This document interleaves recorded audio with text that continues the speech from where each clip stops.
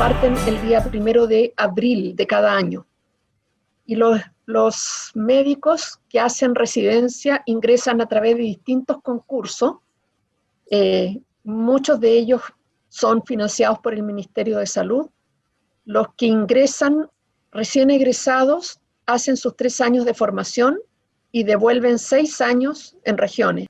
Después hay otro grupo que ingresa cuando ya está terminando los 6 años previos.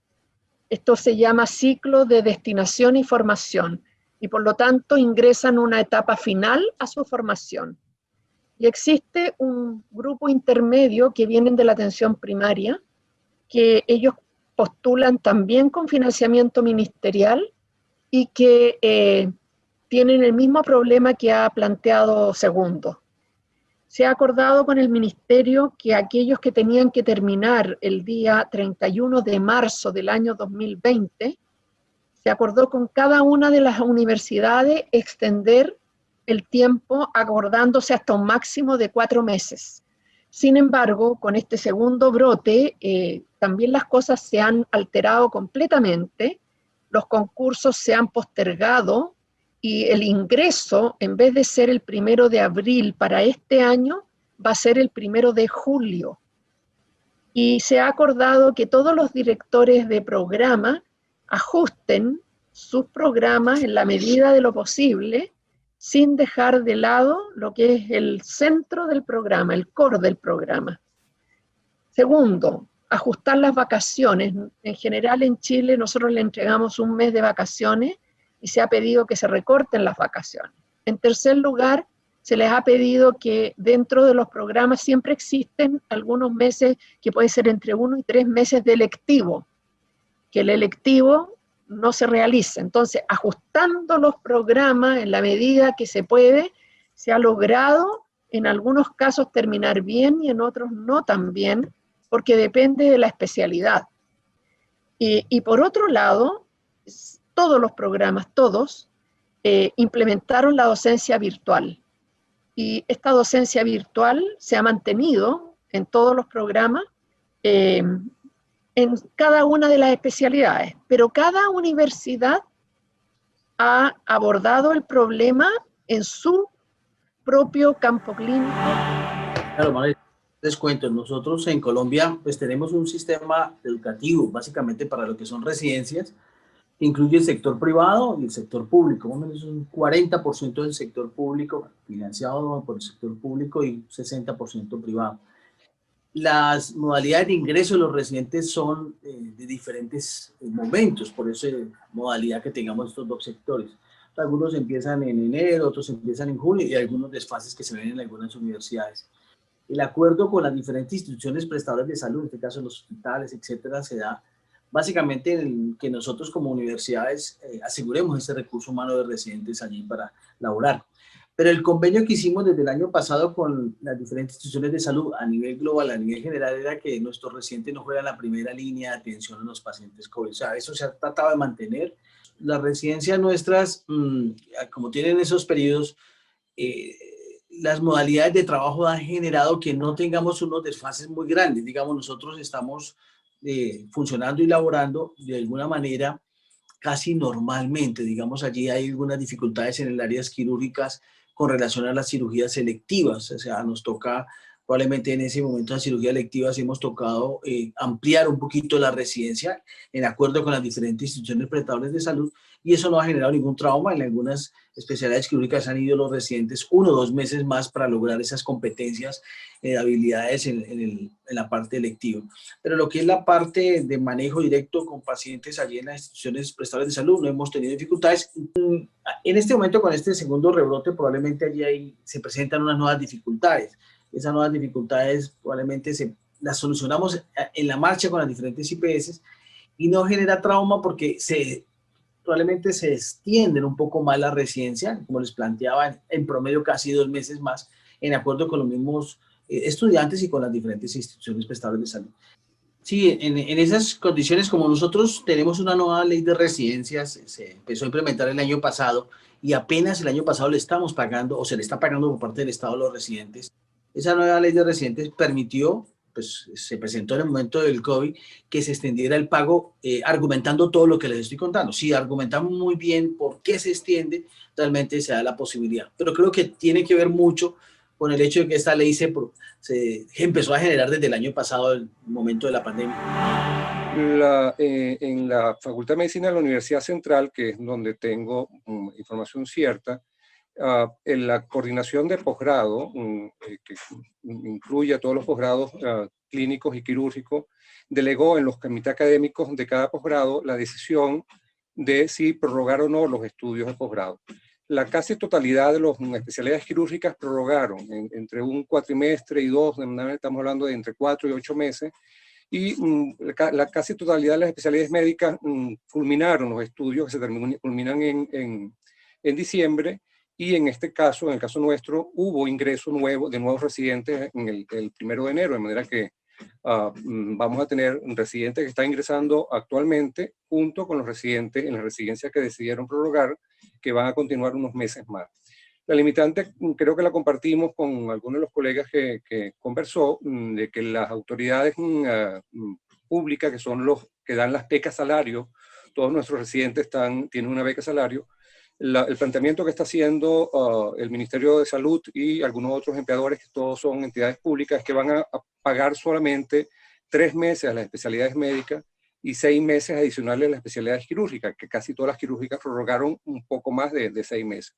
Eso es algo que está por resolverse, porque no hay, la decisión de prorrogar fue una decisión de la academia, de las universidades, y eso es un tema. En el caso concreto, nuestras universidades manejan muy pocos recursos, o sea que hay una gran limitante, o nos ajustamos a los tiempos que nos están dando los pagadores, en este caso el ministerio, lo cual implicaría pues distorsionar un poco lo que es los planes de desarrollo de competencia en los posgrados que decidieron. Se denomina convenio docente asistencial y de investigación, ¿no? Es un mecanismo nacional que hace, y dentro de eso está el sistema de residencia médica. Estos días se ha convocado para la nueva gestión, que iniciaría en marzo, y están concluyendo los que estaban en la anterior gestión, ¿no? O sea, hasta marzo dura la 20, digamos. Todos los residentes desde hace algunos años, precisamente por la lucha de la universidad, todos reciben un salario, que no es un salario, es un estipendio que equivale más o menos a la mitad del salario básico de un médico. Bueno, en esas condiciones, lo que ha pasado durante la pandemia es que se ha liberalizado a qué es lo que pueda hacer cada escenario, cada hospital, ¿no? No se ha suspendido, pero según las condiciones y características han determinado turnos, espaciar un poco la presencia para reducir, pero al final, por la demanda de la propia pandemia, han estado, yo diría, en general, asistiendo hospitalariamente. Pero hay un componente que da la universidad de cosas generales, eso se mantuvo también a distancia. Están cerrando, ahora que les toca en marzo, cierran. Los que concluyeron pasan a una fase que se llama servicio social rural. Un año, los de especialidad van a ser en centros rurales, o cuando no se encuentran condiciones para algunas especialidades en centros periféricos o incluso tenemos la gran mayoría de las residencias no vinculadas a instituciones universitarias, que eso es algo en lo que hemos trabajado mucho.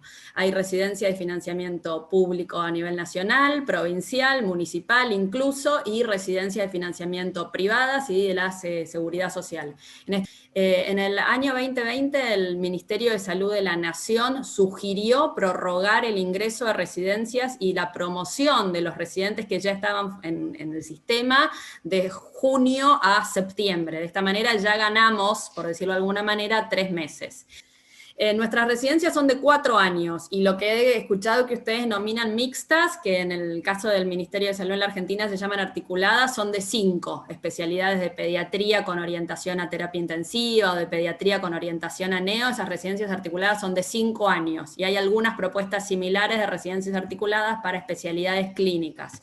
No hemos desarrollado la actividad normalmente. Distintas encuestas similares a los resultados que han mostrado, que hemos hecho tanto en el seno del Instituto Universitario universitario como a nivel nación muestran que los residentes y los docentes perciben gran pérdida de oportunidad de aprendizaje, muy ligadas a, sobre todo, el cambio que tuvo el sistema asistencial. Se suspendieron procedimientos selectivos, cambió la dinámica de trabajo y eso hizo que los residentes inmersos en este sistema no obtuvieran la posibilidad de acceso a las oportunidades de aprendizaje, sobre todo en las especialidades quirúrgicas. En ese plan de continuidad académica tuvimos un trabajo muy estrecho con el Comité de Control de Infecciones, analizando con cada uno de los responsables de programa el tipo de actividades que se iban a realizar, cuáles eran los elementos de protección personal necesarios para eso. Flexibilizamos los calendarios de manera similar a lo que comentaba la colega de Chile, suspendiendo rotaciones selectivas, modificando las fechas de las vacaciones, intentando maximizar todas las oportunidades de aprendizaje. Incluimos a los residentes en teletrabajo, acompañando todo lo que fue todo el proyecto de telemedicina del resto de la institución, e incluimos a los residentes en comités de crisis y en ámbitos de toma de decisiones, para que ellos participaran de la posibilidad de entender qué impactos tenía todo esto en la gestión. Y la otra cosa a la que hemos recurrido es al uso de nuestro centro de simulación. Tenemos un centro universitario para el desarrollo de la simulación y trabajamos con los responsables de cada programa para ver qué prácticas que no se podían llevar adelante en la vida real por el cambio del sistema de salud podían ser trasladadas a la simulación. Y un comentario que quiero hacer, un desarrollo que hemos tenido que nos ha parecido muy significativo, es un programa de bienestar para residentes. Los residentes han estado expuestos a distintas situaciones de incertidumbre, de estrés, de contagio, de enfermedad, de estar lejos de sus casas, de pérdida de sus proyectos personales, algunos que no podían egresar, que pierdan sus rotaciones selectivas, y hemos desarrollado un programa interesante de bienestar y acompañamiento que ha sido muy bien recibido. Una dificultad que tenemos, que no es el 25%, pero es un número significativo, son aquellos residentes que por factores de riesgo no pueden hacer ningún tipo de práctica presencial, porque lo cierto es que con muchos residentes estamos logrando que realicen algunas prácticas presenciales, algunas prácticas de manera remota. Los programas de residencia de la gran mayoría o de un alto porcentaje, incluidos el nuestro, están escritos por competencias. Pero la gran dificultad que tenemos en realidad es la evaluación por competencias. Exactamente lo que usted me menciona. Porque uno, por más que tenga escrito o enunciado sus objetivos, si no tiene desarrollado instrumentos de evaluación acordes a realmente detectar el grado de alcance del desarrollo de la competencia, eso es una gran dificultad. En el año anterior continuábamos con nuestros posgradistas residentes en las diferentes unidades, especialmente las del Ministerio de Salud Pública como las de la Seguridad Social, que son los dos entes que mayormente abarcan las plazas de posgrado en las diferentes especialidades.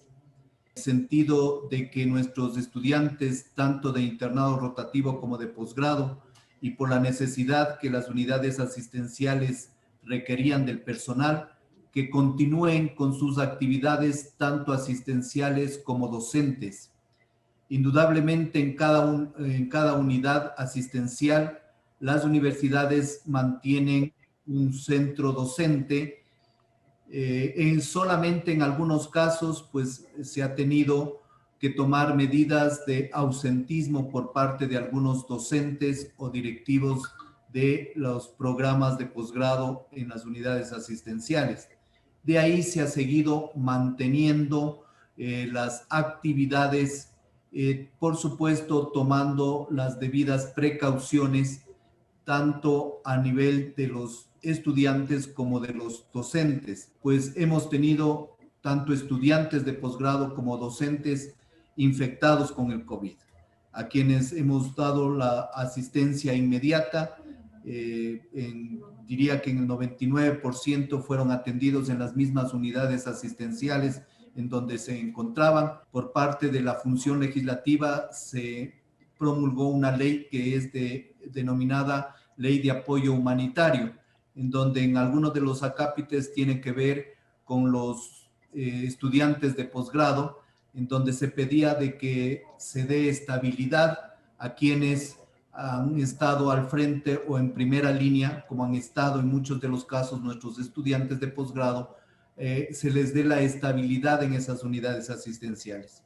Eso ocasionó que no se llamen a plazas de posgrado para este año, puesto que en el último trimestre del año 2020 se tenía que hacer la convocatoria para el inicio el 1 de enero del 2021. En este momento se han visto algunas unidades asistenciales, como decía, del Ministerio y de la Seguridad Social, en apuros y han tenido que prorrogar, como se mencionaba anteriormente también por Roberta, en el sentido de prorrogar algunos contratos con residentes de posgrado para que sigan cumpliendo sus actividades. A pesar de todo ello, pues creo que como facultades de medicina del país hemos dado respuestas oportunas, hemos dado respuestas positivas para enfrentar esta pandemia en nuestro país. Sí, verdaderamente en aras del tiempo también. Muchísimas gracias por el tiempo destinado a esta reunión, a esta convocatoria que es de mucha utilidad y mucha ayuda desde el punto de vista colaborativo para nuestros residentes aquí en el Perú.